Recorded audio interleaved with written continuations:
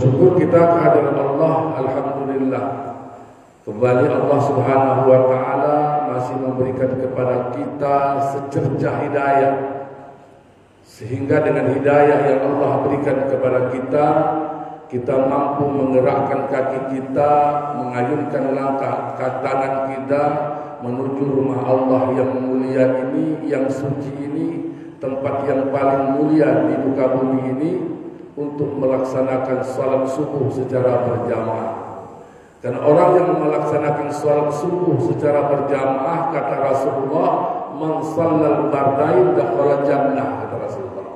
Barang siapa yang melaksanakan salat bardain, salat subuh dan salat asar, dakhala jannah, kata Allah.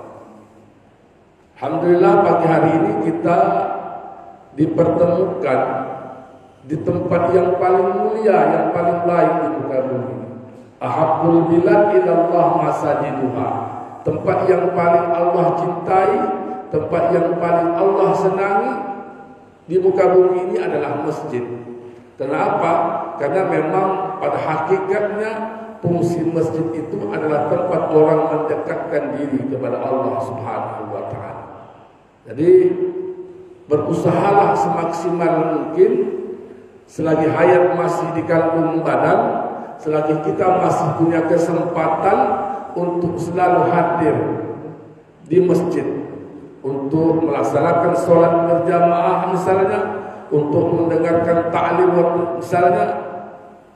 Kenapa? Karena masjid ini adalah rumah Allah.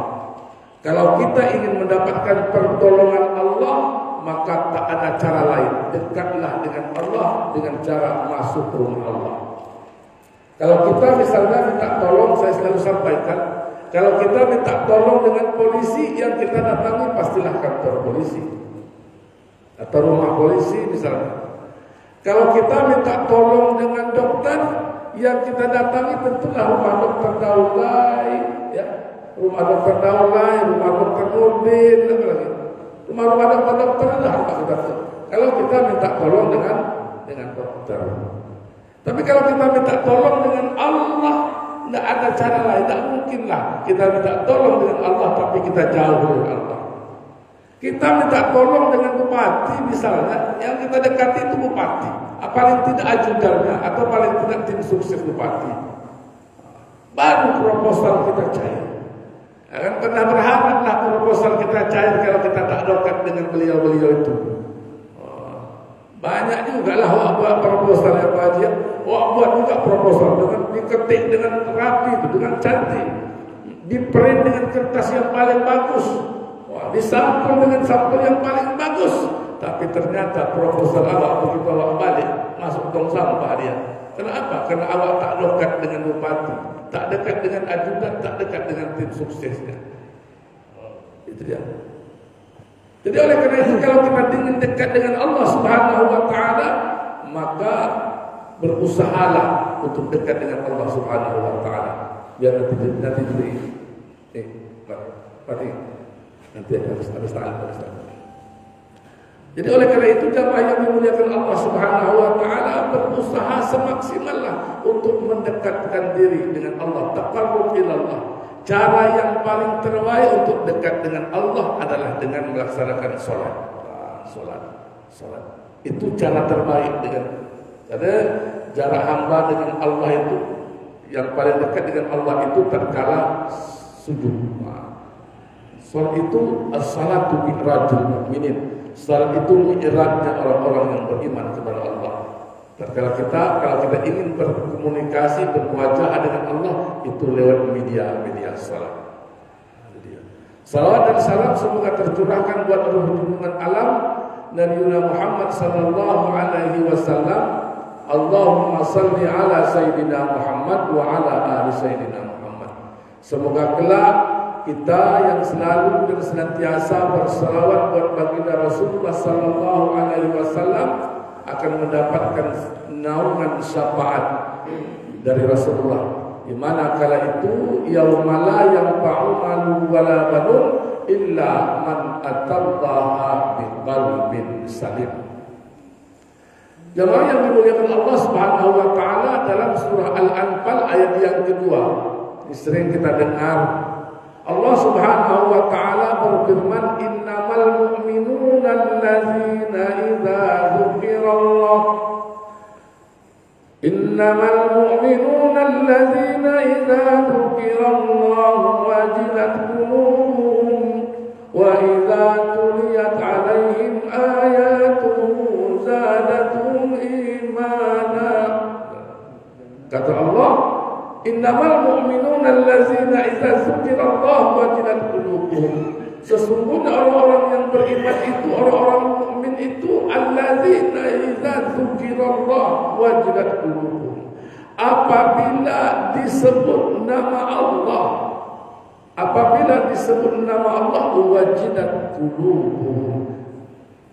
Wa idza tuliyat 'alaihim ayatuhu zadatuhum imana. Dan apabila dibacakan ayat-ayat Allah, maka bertambahlah kualitas keimanan kepada Allah Subhanahu wa taala.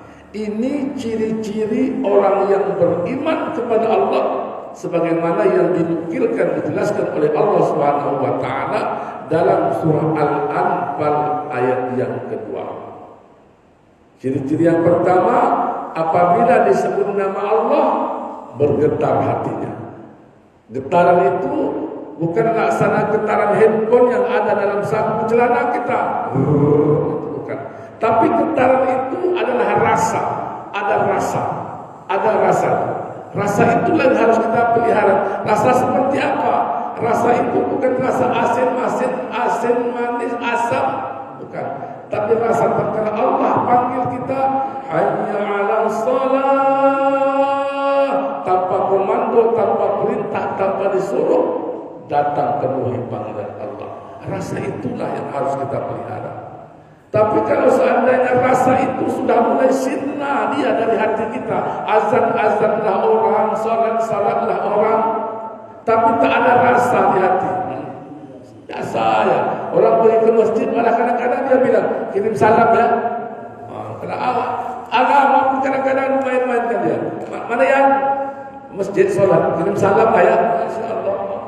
Ini memang kurang ajar orang. Selalu ada buat begitu. Mana Ustaz? Masjid? Kirim salam lah ya. Astagfirullah. Ini rasa.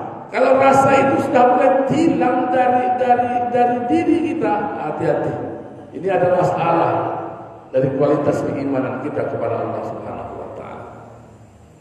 Yang kedua, kata Allah Subhanahu wa taala, "Wa idza tuliyat 'alaihim ayatuhu zadatuhum imana." Apabila dibacakan ayat-ayat Allah, bertambah kadar keimanan, kualitas keimanan kepada Allah. Bertambah kuantitas, bertambah kualitas keimanan kepada Allah Subhanahu wa taala. Apabila didengar, mendengar, apabila didengar dan mendengarkan. Lewat apa saja? Apakah itu kita mendengar bacaan langsung, misalnya tadi Ustaz Cipto baca, itu langsung kita dengar bacaan. Wa idza quri'al Qur'anu fastami'u lahu wa ansitu la'allahum turhamun, kata Allah.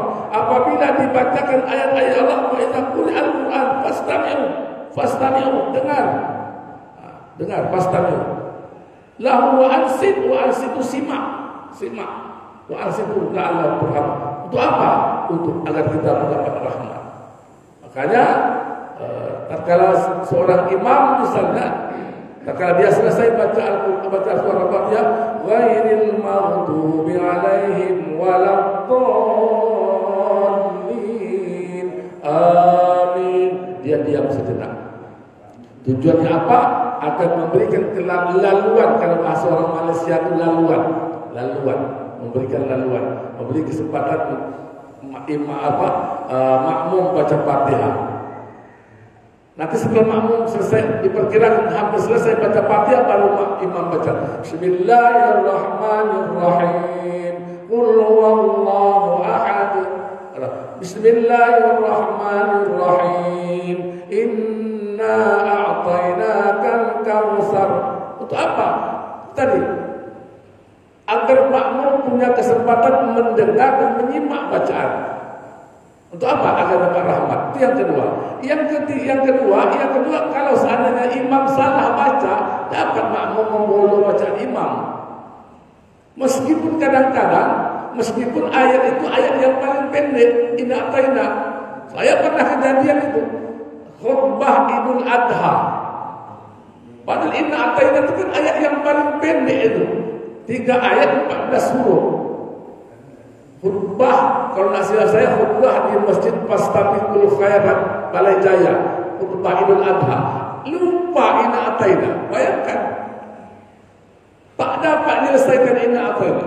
Innallah, bismillahirrahmanirrahim, bismillahirrahmanirrahim, inna a'tainakal kautsar fashalli li rabbika wanhar. Lupa ayat terakhir, akhirnya innallaha wa malaikatahu yusholluna 'alan. Selesai. Lupa inna ataina itu lupa. Jadi kalau makmum lupa baca ayat, makmum punya kesempatan memfollow ayat itu, mengingatkan. Bayangkan kalau seandainya imam baca ayat, makmum baca Fatihah. Sesat sendirilah, imam salah sendirilah. Akhirnya kata makmum, lah tahu tak hafal dibaca juga, kan itu. Makanya Pak Imam itu kalau ayat-ayat yang diragukan jangan dibaca, tak usah dibaca. Yang pasti-pasti aja lah, yang hafal-hafal saja lah. Kalau ini kadang-kadang sudah lupa ayat dipaksa juga. Akhirnya kata makmum, kan, dah berjaga, kalau tak hafal jangan baca. Yang rusak sama, yang rusak salat makmum. Kan sering kita berimam di belakang, imam itu salah. Sampai 2 kali balik tak dapat tidak. Akhirnya tukar ayat baru. Ini ya, ayat itu tanda beriman. Dibacakan ayat-ayat Allah bertambah. Ini tanda-tanda orang-orang yang beriman, sebagaimana yang Allah Subhanahu wa taala nukilkan dalam surah Al-Anfal ayat yang kedua. Jemaah yang dimuliakan Allah Subhanahu wa taala, sejalan dengan itu Sayyidina Ali karramallahu wajha, khulafah, salah seorang khulafah Rasyidin yang keempat, Ali bin Abi Thalib, menjelaskan ada empat tanda-tanda orang-orang yang beriman kepada Allah Subhanahu wa taala. Ini kita kutip dari kitab Nasaihul Ibad karangan Imam An-Nawawi. 4 tanda-tanda orang yang beriman kepada Allah Subhanahu wa taala, kata Imam Ali bin Abi Thalib, yang pertama, man istaqa'a ilal jannah sar'a ilal khairat. Kata beliau, siapa yang merindukan surga, siapa yang merindukan surga, ada orang yang tak rindu dengan surga meskipun ahli maksiat. Ahli maksiat itu kalau ditanya mau masuk surga, tidak mau. Meskipun ahli maksiat, apalagi kita. Ahli maksiat itu rindu dengan surga. Jadi kata Imam Ali, Sayyidina Ali, siapa yang merindukan surga, dia akan segera melakukan kebaikan. Jadi orang yang berlomba fastabiqul khairat, ciri-ciri orang yang beriman kepada Allah Subhanahu wa taala adalah orang-orang yang bersegera melakukan kebaikan. Kenapa? Karena kita sadar bahwa surga kita itu tak jelas. Belum jelas tempat kita ini, surga atau neraka. Melakukan ibadah saja belum tentu kita masuk surga. Kenapa? Karena barangkali ada ibadah-ibadah yang kita kerjakan itu terselip sum'ah, ujub dan sebagainya. Belum tentu. Konon lagi tak beribadah sama sekali. Jadi orang yang merindukan surga, kata Sayyidina Ali, adalah orang yang man istaqa'a ilal jannah sar'a ilal khairat. Siapa yang merindukan surga, dia akan bersegera melakukan kebaikan. Ini ciri-ciri pertama dari orang-orang yang beriman kepada Allah, bersegera melakukan kebaikan, tak lagi menunda-nunda. Karena yang namanya ibadah itu sampai mati, solat itu sampai mati, bukan sudah mati baru mau disolatkan.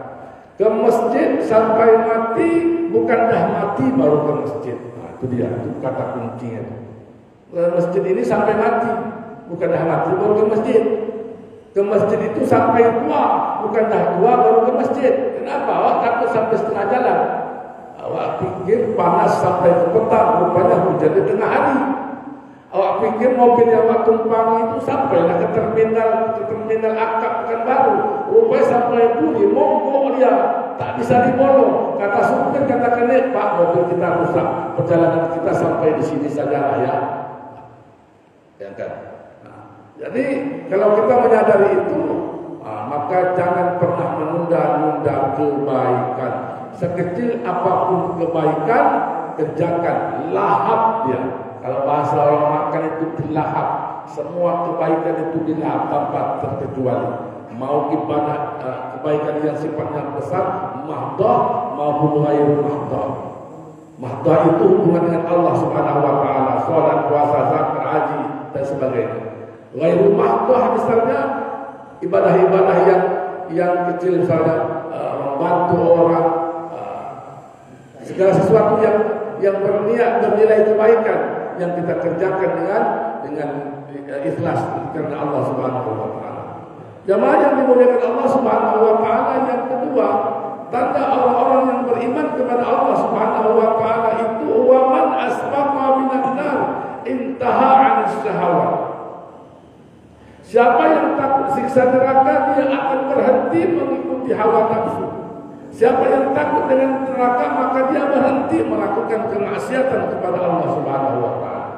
Jadi orang yang merindukan surga, orang-orang yang beriman kepada Allah itu adalah orang yang tak mengikuti hawa nafsunya, orang yang tidak mengikuti dorongan syahwatnya, yang tidak bermaksiat kepada Allah Subhanahu wa taala. Ini ciri-ciri orang yang beriman kepada Allah. Ini orang-orang yang takut neraka. Kalau kita takut neraka tapi melakukan perbuatan ahli neraka, ini tanda orang tak takut. Jangankan dengan api neraka, api korek api, panas api korek api saja kita tak sanggup. Ambil korek api, bakar. Kalau masih pula sanggup, jangankan panas korek api, makan panas saja pakai tiup. Ada orang itu jagoan terus tahan kulit segala macam, makan panas pakai tiup juga. Panas dari Allah, jago dari Allah. Kalau orang hebat itu jangankan panas itu baru jago. Kena percikan air panas saja merintih ketakutan. Apalagi kena percikan api neraka.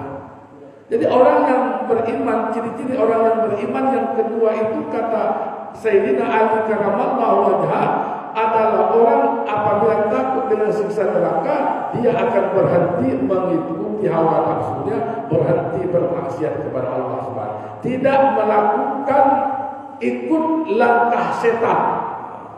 Jadi orang yang takut dengan api neraka itu tak mengikuti langkah setan, bahkan tidak berkawan dengan setan. Ada orang takut dengan api neraka tapi dia mengikuti langkah kaki setan, berkawan dengan setan. Apa itu? Innamal khamru wal maisir wal ansab wal azlam rizqun min amali syaitan. Innamal khamru wal maisir, khamar judi, bertenung dan sebagainya, min amali syaitan, itu perbuatan setan. Jadi kalau perbuatan setan, berarti apa berkawan dengan setan. Khamar judi itu perbuatan setan itu. Jadi kalau nak nengok setan hari ini, mudah saja. Kalau kita nak nengok setan, yang kedua itu, min kedua itu, khamar judi. Kok berani kali kalau Ustaz katakan kami kawan setan? Allah sendiri yang nakap. Allah yang nakap, bukan saya yang nakap. Innamal khamru wal maisir wal ansab wal azlam rijsun, keji min amal syaitan. Jadi judi khamar itu perbuatan setan. Jadi kalau kita melakukan perbuatan setan, berarti kawan setan lah kita itu. Itu setan abad-abad 20 sekarang. Orang yang judi togel, skater, minum uang, sebagai DLL lah. Jadi tanda yang kedua orang yang beriman kepada Allah Subhanahu wa taala, takut siksa neraka, dia akan berhenti mengikuti hawa nafsu, melakukan kemaksiatan. Yang ketiga kata Sayyidina Ali karramallahu wajhahu wa man tayaqqana bil maut in hadamat alaihi lazat. Siapa yang yakin datangnya kematian, dia tidak akan terlena dengan kesenangan dunia. Jadi kalau dia tahu bahwa hidup ini sementara, hidup ini tidak abadi, tidak kekal, maka tidak terpesona dengan gemerlap keindahan dunia, cantiknya. Kenapa? Karena memang dunia itu perhiasan. Dunia itu perhiasan. Karena kalau tak hati-hati kita dengan perhiasan, maka banyak di antara kita yang terpesona, lalai dengan perhiasan itu. Terpesona dengan mobil mewah, terpesona dengan jabatan, terpesona dengan kekayaan, terpesona dengan segala macam, membuat kita lalai dengan Allah Subhanahu wa taala. Terpesona dengan pekerjaan, baik tanggung nih sebentar lagi. Padahal azan sudah berkumandang di masjid, di mushola, menyeru kita untuk melakukan beribadah kepada. Tapi kita masih terpesona dengan urusan dunia. Karena memang dunia itu dunia itu hiasan. Oleh karena itu jemaah yang dimuliakan Allah Subhanahu wa taala, jangan harus ada keseimbangan ya. Harus ada keseimbangan antara duniawi dan ukhrawi. Sehingga bahasa orang tua itu mengatakan dunia dijinjing, akhirat dipikul. Dunia kita jinjing, akhirat kita pikul. Artinya sama-sama. Jangan sampai terabaikan. Dunia kita kejar, akhirat terabaikan. Akhirat kita kejar, dunia terabaikan juga tidak boleh. Karena kata Rasulullah, "I'mal li dunyaka ka'annaka ta'isu abadan wa amal li akhiratika ka'annaka tamutu abadan." Bekerja berusaha kamu seolah-olah kamu akan hidup 1000 tahun dan beramallah seolah-olah kamu akan mati besok pagi.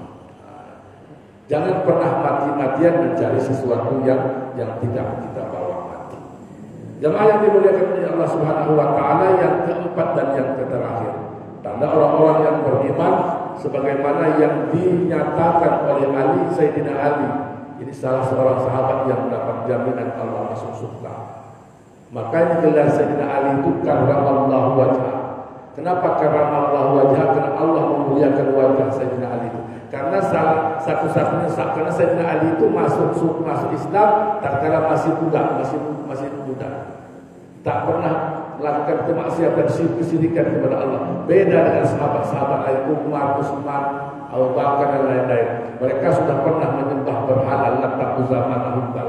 Tapi kalau Ali masuk Islam, bersyahadat, berbaiat kepada Rasulullah tatkala masih muda. Ya, maka julukannya itu karramallahu wajhah. Yang ketiga, wa man arafat dunya hadat alaihi musibah. Siapa yang mengetahui bahwa dunia adalah tempat ujian, semua musibah akan terasa ringan. Dunia itu memang tempat ujian. Jadi maka hidup itu ujian. Jadi kalau tak mau ujian, jangan hidup gitu. Jadi kalau kita tahu maksud dunia itu tempat segala macam persoalan, maka kalau ada musibah, ada ujian dari Allah akan terasa ringan. Kenapa? Karena kita menyadari, sadar sesadar-sadarnya bahwa ujian musibah yang terjadi itu adalah datang dari Allah. Ma asaba musibah illa biiznillah. Tak akan pernah terjadi musibah itu kecuali atas izin Allah Subhanahu wa taala. Jemaah yang dimuliakan Allah Subhanahu wa taala, mudah-mudahan yang sedikit yang secuil ini kalam syukur kita pagi hari ini bermanfaat bagi kita semua, paling tidak mengingatkan kita kembalilah apa hal-hal yang sudah terlupa kita. Terlebih terkurang mohon dimaafkan. Usikum wa nafsi bittaqwallah. Wassalamualaikum warahmatullahi wabarakatuh.